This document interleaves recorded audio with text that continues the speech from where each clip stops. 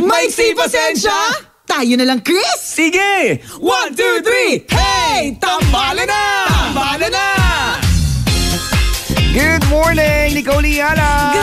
Good morning, Chris Chupera! Good morning po, Luzon, Visayas at Mindanao. It's a beautiful Tuesday ng umaga. Excited ako kapag ganitong malapit na yung Holy Week, partner. Bakit? Sa amin, sa Quezon. Kasi ako hindi na ako lumalayo ng ibang lugar. Kasi ang pinupuntahan ko dito is yung prosesyon namin tuwing Biyernes Santo. Ah, talaga? Sobrang makabuluhan. Ito yung nakagisa ng pamilya namin na kailangan sumasali kami lagi sa prosesyon na yon. Kasi ewan ko, may parang panata ng pamilya namin na yun, siguro magbawas din ng kasalanan. Madami-dami yun eh. Madami-dami yun. Yung kasalanan mo.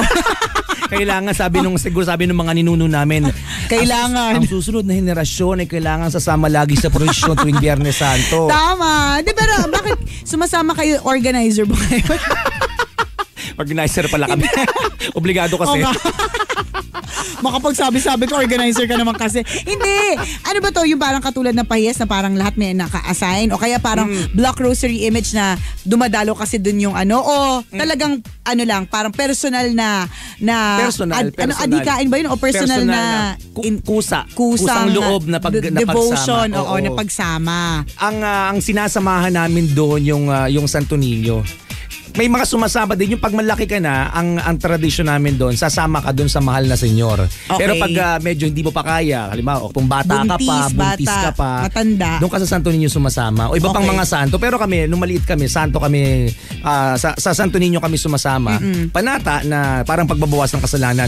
Kung matanda ka na, talagang brusko ka, doon ka sumama sa mahal na senyor. Kasi ano naman si mahal na senyor? Parang Nazareno yan, partner. Okay. Kasi naghihilahan talaga ng lubid.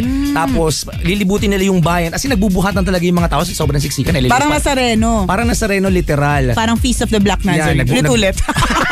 Vaccination. Tapos naghahagis din ng mga panyo, pinupunas doon sa mahal na senyor. Sumasali ka doon? Humihila ka rin? Hindi pa. Sa tunin niyo lang. Alam mo, makapagkwento ka? Explain ka pa? Akala mo naman nandun. Nadula naman pala sa bahay, pinipicturan. Nalungkot ako. Nagulat ako eh. Tradisyon ng pamilya namin. Kaya nga. Nakasanayan na namin. Kaya nga magpapaliwanag pang ganun. Kaya nung tinanong ko, nandun ka? Hindi, wala. Bakit? Kailangan ba nandun? Hindi ba pwede nagkwento lang? Nakakaloka. Ito yung mga tito namin, sila lang yung may kakayanan pa ako. Kaya ko naman, kaya lang. Ang daming dahilan. Grabe. Hindi ko dadaanin ko na lang sa ibang bagay, sakripisyo. Wag na ganon?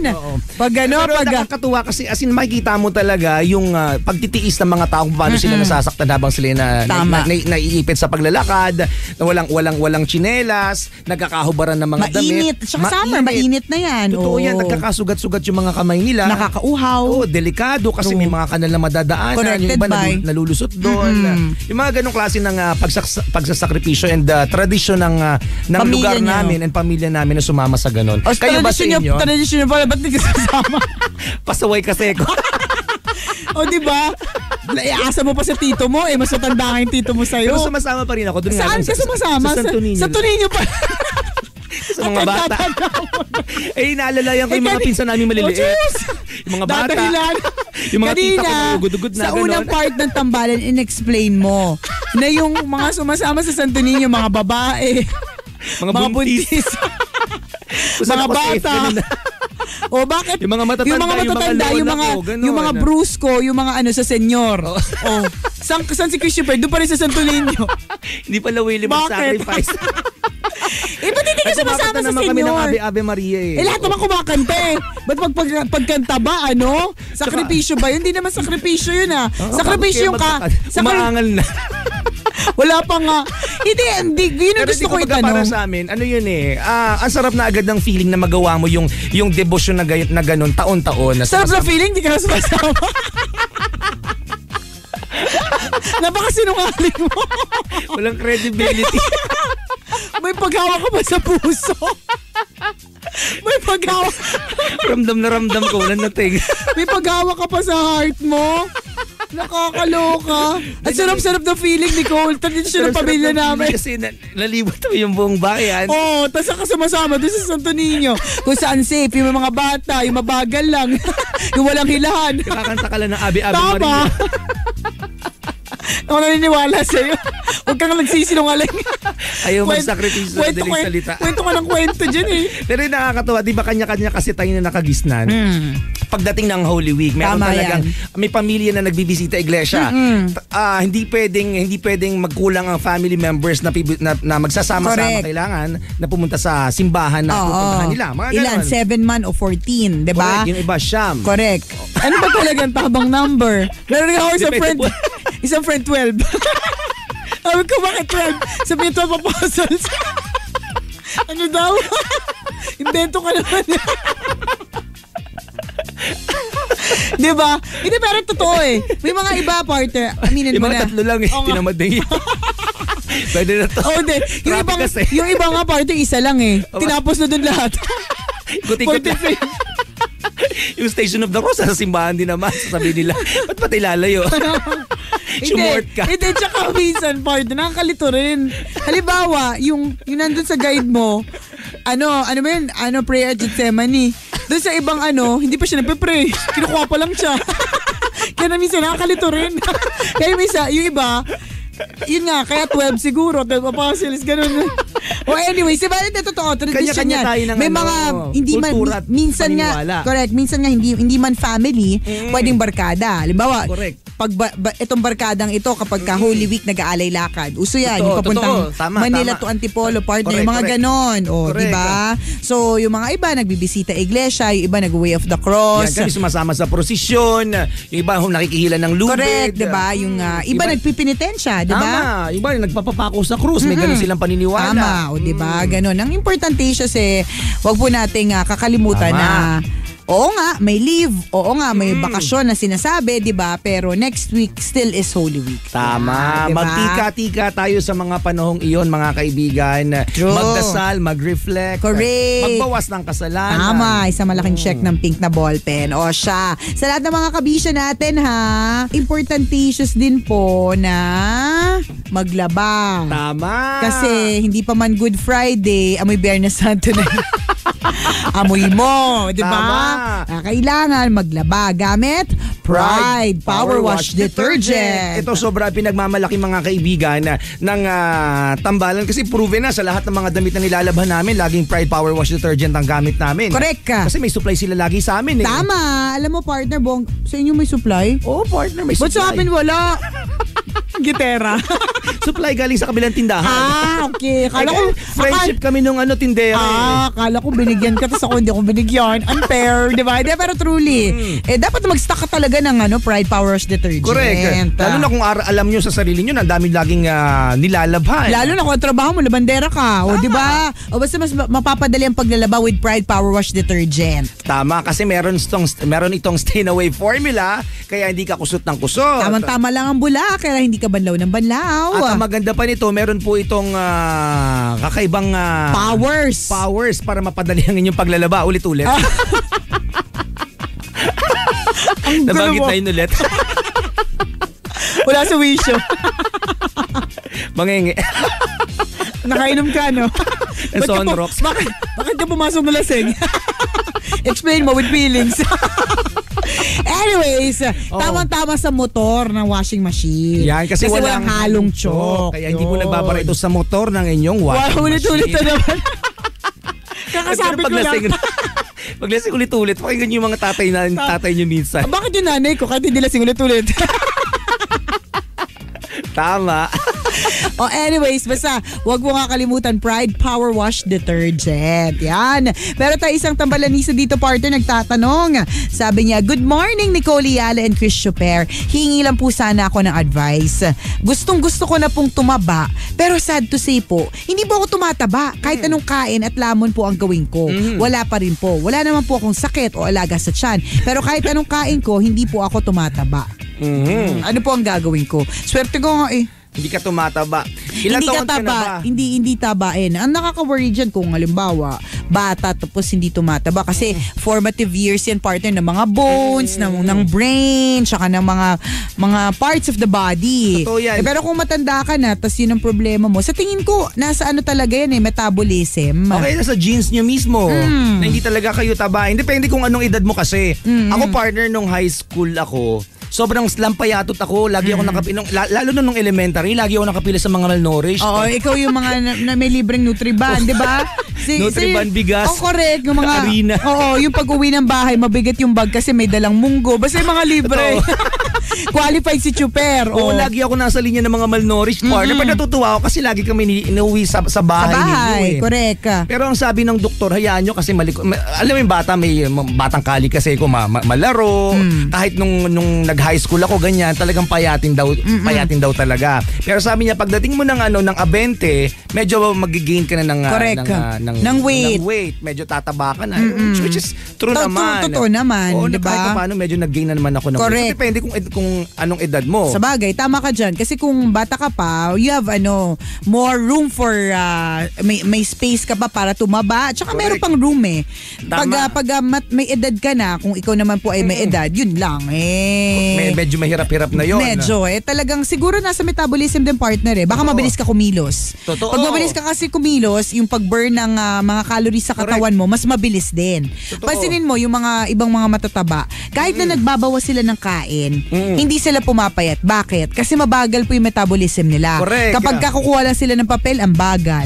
Maglalakad papunta dun sa table nila, ang bagal. So, ibig sabihin, pag mabagal din po yung metabolism. Correct. So, yun siguro, baka mabilis. Baka lahat ng kilos mo nagmamadali.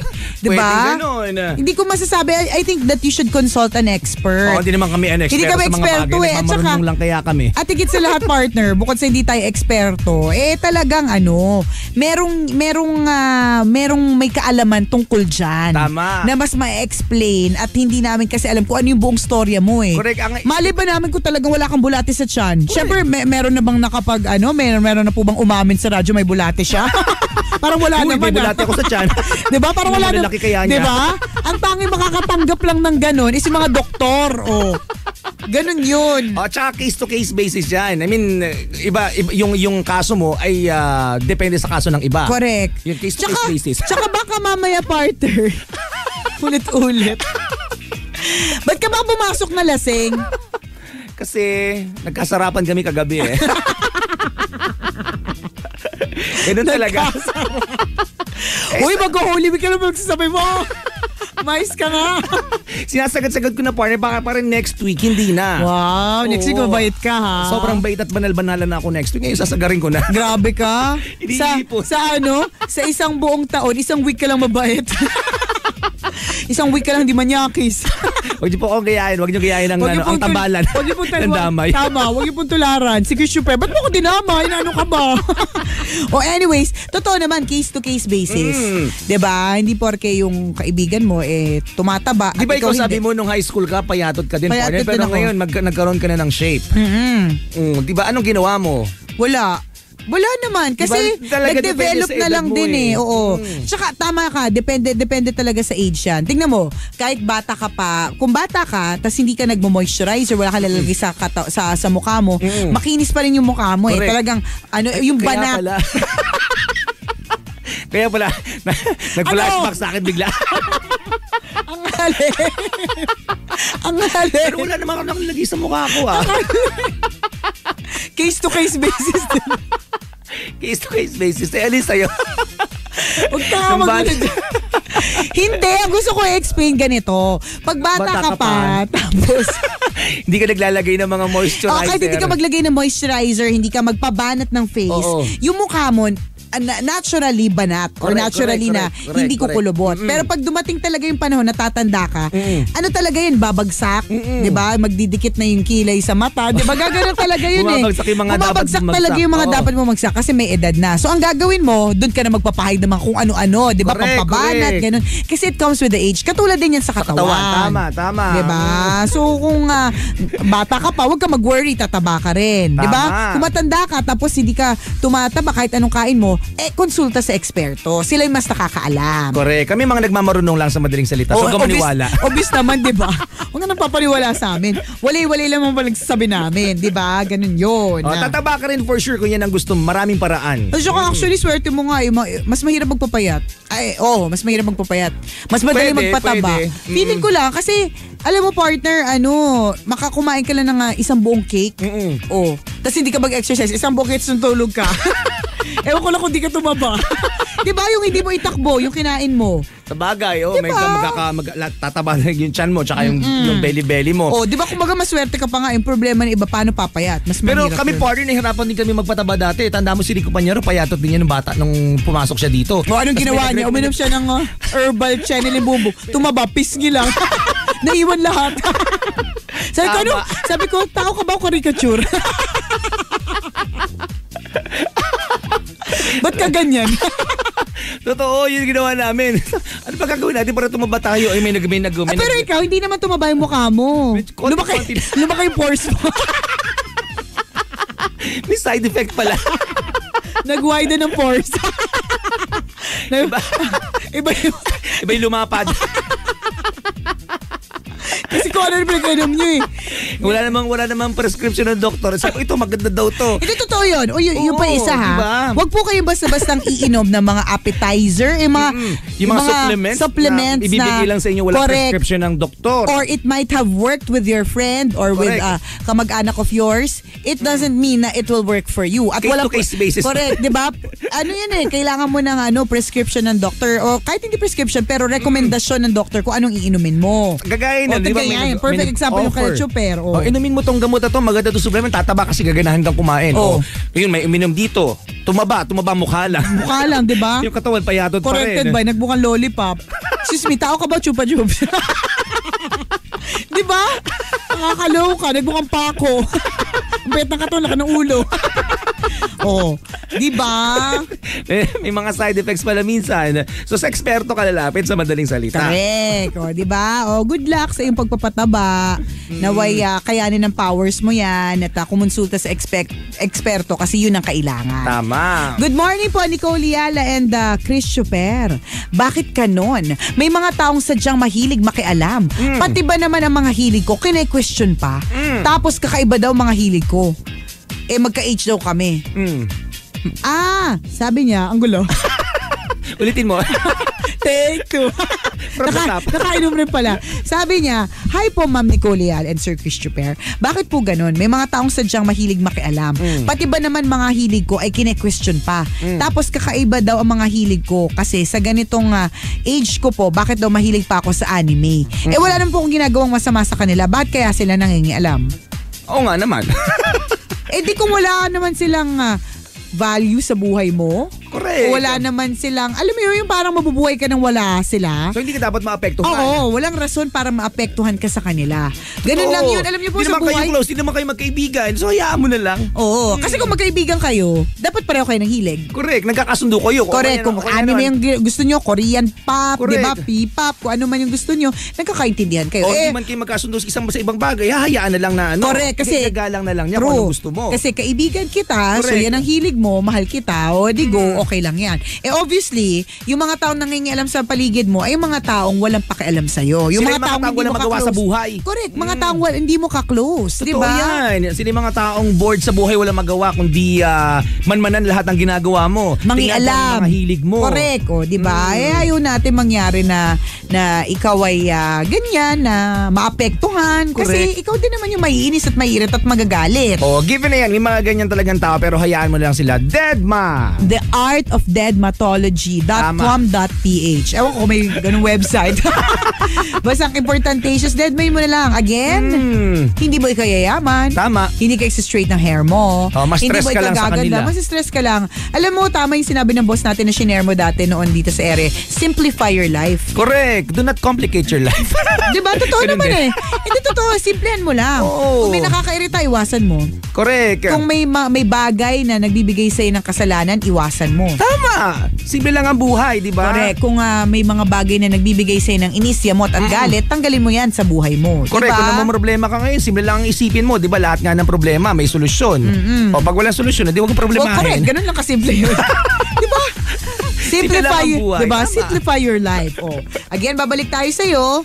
Eh kung wala namang kinalaman sa buhay mo yan, simplify your life, deadmahin mo na lang. Tama. Oo. I-unfriend mo kung nagko-comment sa Facebook mo dahil nag-post ka ng mga anime. Correct. Kung araw-araw mo siya nakakasalubong sa barangay ninyo, di lumipat ka na ibang barangay. Correct, diba? Kaya mag-iba ka ng ruta. Barangay yun, Nueva Ecija. Effort ka, daan ka, Suntag Kudarat. Effort much.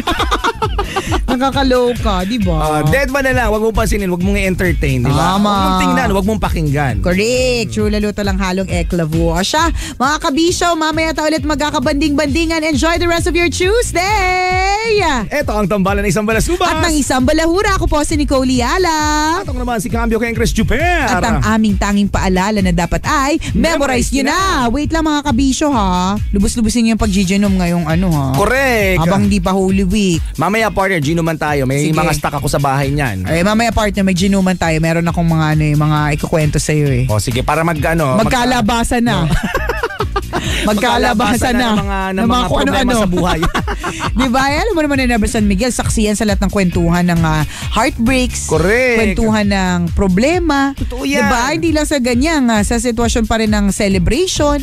Sa Totoo. mga anniversary, monthsary, weeksary, di ba? Birthday, Kahit yung graduation. mga kalololohan natin, mga ninuno natin, ganyan din ang eksena noon hanggang ngayon. Correct. Kasi 1834 pa ang Ginebra San Miguel, 180 years na po sa industriya. Ganun na katagal. Yan po ang inumin na nakasanayan na ng ating lahi. Ang inumin ng tunay na lalaki. Correct. Ang inumin ng mga may never say die spirit. Yan ang Ginebra San Miguel. Ginuma na. At ang aming tanging paalala, muli mga kabisya, sabay-sabay tayo. Una, magdasal ka para mabuhay ka. Pangalawa, mag-toothbrush ka para mabuhay naman ang iba. Yun!